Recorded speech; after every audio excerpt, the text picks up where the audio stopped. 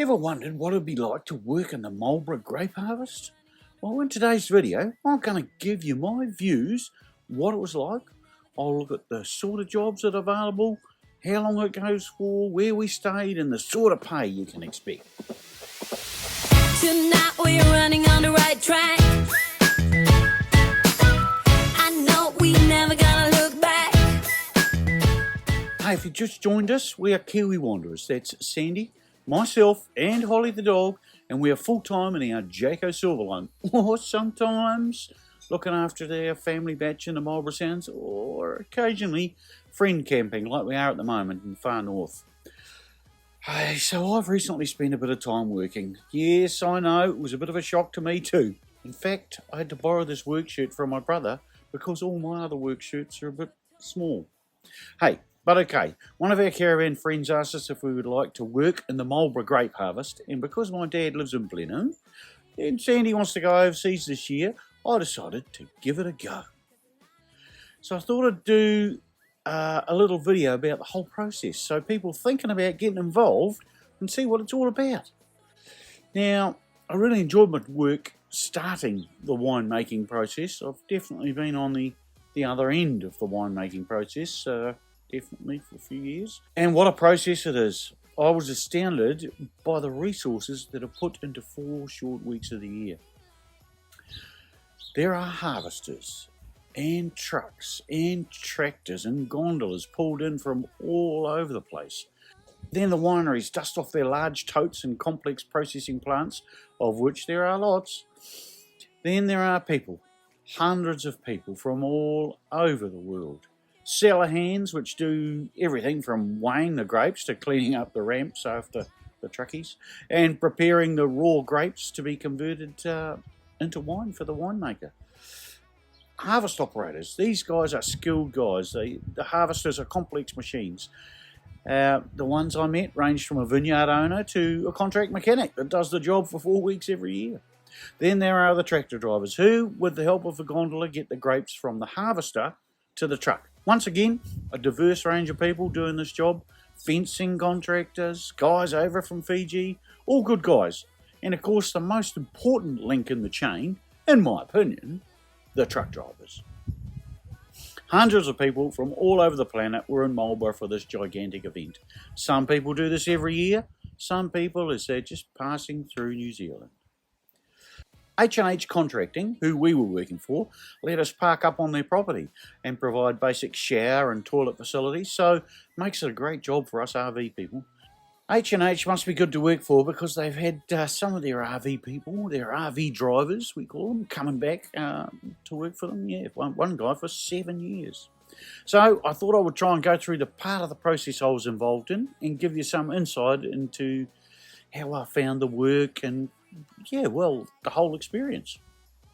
So I was introduced by a fellow Jaco owner to the idea of doing this work in July of 2022.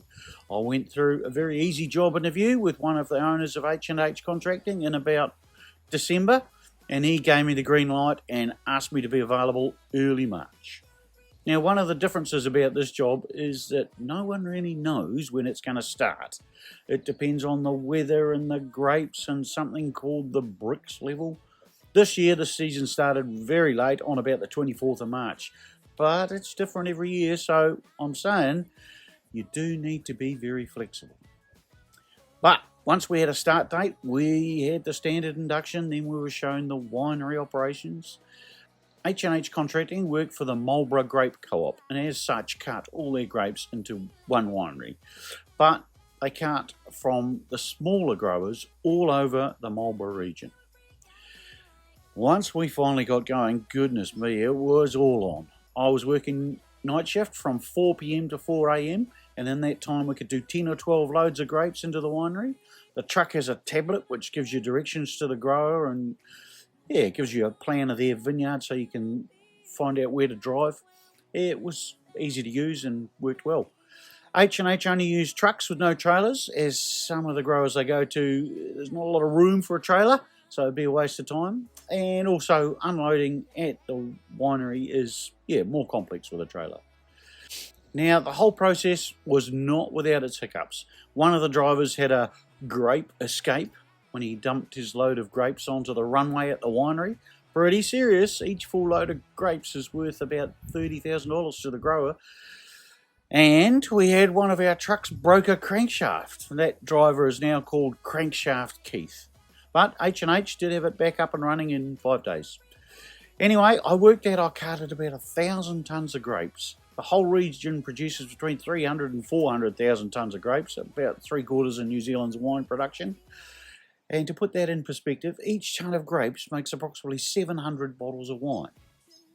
So that makes my little effort about 600 dozen bottles of wine, of which 80% goes overseas and 5% I buy back for Sandy. No, I'm joking. It's not 5%, 10%. The wage rate at H&H is pretty good as well, about double the minimum wage. And 12 hours a day, 4 days on, 1 day off, it soon mounts up to a tidy little nest egg, which I'm sure Sandy will get rid of. Approximate wage rates for other harvest workers are here. Now please don't hold me to these rates as per usual. If you're more experienced, you get paid more. Accommodation is at a premium in Marlborough over the harvest season. In fact, I know people who have moved home or in with their boyfriend and rented out their house to harvest workers. So that needs to be taken into consideration. Obviously, if you have a motorhome or caravan, that's sorted. Shifts. The harvest operates 24 hours a day, so it doesn't really matter what sort of job you'll be doing. You're probably going to be working 12-hour shifts, which is a long time. I don't think I've done a 12-hour shift since I was about 20, so it takes a bit of getting used to.